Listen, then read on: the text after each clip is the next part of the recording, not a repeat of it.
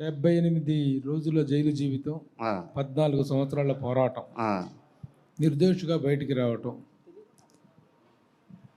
ఈ పోరాటం అంతట్లో చేసి మిమ్మల్ని ఇంత ఇబ్బంది పెట్టినటువంటి వాళ్ళ మీద మీరు ఎలాంటి యాక్షన్ తీసుకోబోతున్నారు? మీరు ఎలాంటి న్యాయాన్ని కోరుకుంటున్నారు? నాకు ఎటువంటి కక్ష సాధింపు లేదండి. ఏది ఏమైనా కానీ చట్టపరంగానే పోరాడతా. చావు బతుకో చట్టపరంగానే చేస్తాను. అదే ఈ చట్టంలో మీకు జరిగిన అన్యాయానికి మరి పోరాటం అనేది ఉండాలి కదా. ఎలా పోరాడబోతున్నారు ఇప్పుడు? ఇప్పుడు మరి పోరాటం అంటే ఏదైనా త్రూ కోర్ట్ ఆఫ్ లా అండి.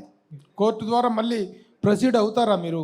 100% వీళ్ళ మీద జరిగిన దాని మీద పరువు నష్టం దావా వేయటం కానీ, మీకు జరిగిన దాని మీద న్యాయ పోరాటం చేయటం అనేటువంటిది కంటిన్యూ అవుతుందా? ఫ్యూచర్ కాన్సిక్వెన్సెస్ ఇంకా సోఫార్ ప్లాన్ చేయలేదు sir. I have to plan sir. Very good. సరే, నిర్మాతగా మీరు తీసినటువంటి సినిమాలు చాలా పెద్ద పెద్ద స్టార్స్తో చేశారు. అగైన్ ఒక నిర్మాతగా, ఒక ఫైనాన్సర్గా ఎలాంటి మళ్ళీ కమ్బ్యాక్ అనేటువంటిది ఉండబోతుంది? సార్ బేసిక్గా I'm a film financier. Because of my passion I turn to film producer. Financial ఉన్నప్పుడు నేను చూసిన ఎక్స్పీరియన్స్ ఒకటండి, ప్రొడ్యూసర్గా చూసే ఎక్స్పీరియన్స్ ఇంకోటండి. But both are, cinema is a mother. Cinema is a mother. Cinema నా తల్లి లాంటిది అనుకుంటా. సో అందువల్ల డెఫినెట్గా నేను అదే ఫీల్డ్లో ఉంటానండి, ఎక్కడికి పోను. నాకు 2 పిల్లలు, 2 అబ్బాయిలు. 2 అబ్బాయిలు కూడా 2 హీరోలకు చేశారు. 2 సినిమాల్లో హిట్లు అయినాయి. హిట్లు అయిన తర్వాత వాళ్ళ ప్యాషన్ వచ్చి they want to became a writer and director. So they are writing scripts now. They are going to direct the movies sir.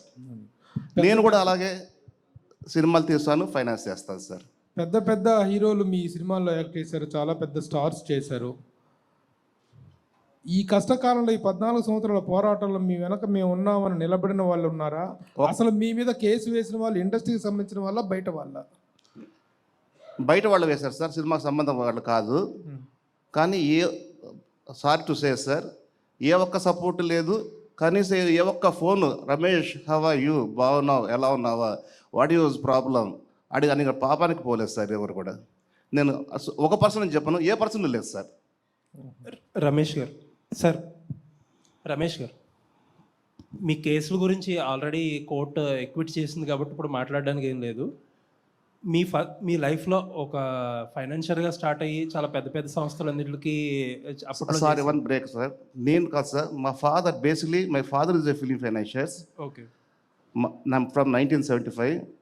ఆయన దారిలో నేను వచ్చాను సార్. అవునండి, అవును. సో అంతా బాగా జరుగుతున్నప్పుడు మీ లైఫ్లో ఫస్ట్ పెద్ద కుదుపు ఏంటంటే కొమరంపులి, కలేజా.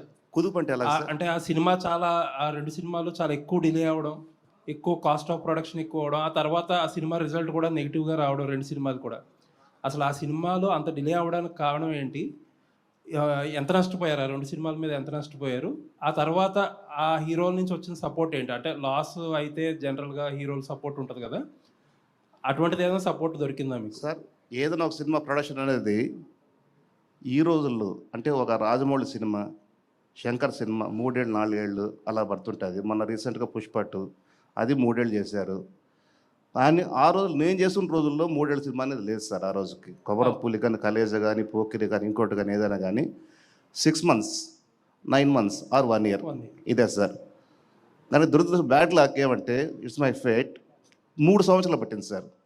3 సంవత్సరాలు అంటే మెయింటెనెన్స్ ఎంత ఉంటుంది అనేది ఒక ప్రొడ్యూసర్కి తెలుస్తుంది సార్.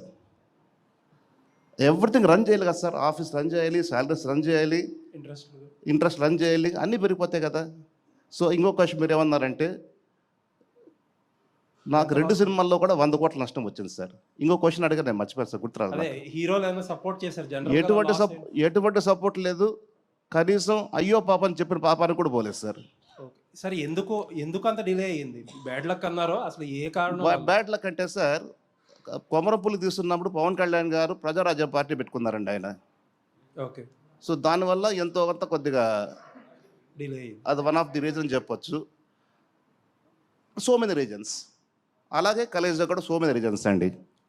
రమేష్ బాబు గారు, సార్ ఇక్కడ సార్ ఎక్కడండి? సార్, అంటే మీరు ఇందాక మీ ఏవిలో చూస్తే అంటే కటకటాల వెనక్కి వెళ్ళారు, కడిగిన ముత్యంలా బయటకు వచ్చారు. యాక్చువల్గా మీరు ఇంతకు ముందు చేసిన సినిమాలన్నీ కూడా పెద్ద పెద్ద సినిమాలు, రెండు అంటే ఫైనాన్షియల్గా చేసిన చిన్న సినిమాలు చేశాను, పెద్ద సినిమాలు పెద్ద చేశాను సార్. సినిమాలు అంటే మాకు గుర్తుండే ఈ రెండో ఎక్కువ గుర్తున్నాయి కాబట్టి ఇప్పుడు మళ్ళీ బేబీ స్టెప్స్ మళ్ళీ స్టార్ట్ చేసినట్టే కదా ఫస్ట్ నుంచి. అవునండి. సో మరి డైరెక్ట్గా మళ్ళీ పెద్ద సినిమాలకి వెళ్తారా, లేదంటే కంటెంట్ ఓరియంటెడ్ సినిమాలు రాబోతున్నారా? ఎలాంటి సినిమాలు ప్రొడ్యూస్ చేయాలనేది మీ నెక్స్ట్ గోల్? నాకు బేసిక్గా నేను ఇన్ఫ్లుయెన్స్ అయింది త్రివిక్రమరావు గారు, దేవి వరప్రసాద్ గారు. వాళ్ళు పెద్ద సినిమాలు చేసేవాళ్ళు. నాకు సినిమా అంటే ప్యాషన్, చిన్నప్పటి నుంచి పిచ్చ ప్రేమ. ఫైనాన్షియల్గా వచ్చానండి నేను. అండర్ కరెంట్లో సినిమా ప్యాషన్ అని దానివల్లనే టర్న్ అయ్యాను ఈ ప్రొడ్యూసర్ చూడడం వల్ల. దేర్ ఆల్ నాకు ఫ్రెండ్స్, నాకు ఫాదర్స్ లాగా అందరూ కూడా. ఇంకోటి ఏదో అడిగారండి. మీరు నెక్స్ట్ చేసేది పెద్ద సినిమాకి వెళ్ళబోతున్నారా డైరెక్ట్గా, లేదంటే కనుక కంటెంట్ ఓరియంటెడ్గా చిన్న చిన్న ఫస్ట్ నేను అనుకోవడం కంటెంట్ ఓరియంటెడ్ అనుకుంటున్నాను సార్. అది ఉంది బేసిక్గా, పెద్ద సినిమాలు బేసిక్గా ఉన్నాయి సార్. రెండు ఉంది. ఆశ ఏది చావలే. అయితే 14 సంవత్సరాలు ఇంత గ్యాప్ వచ్చినా కూడా నేను వేరే ప్రపంచంలో ఉన్నా, చట్ట ప్రపంచంలో ఉన్నా.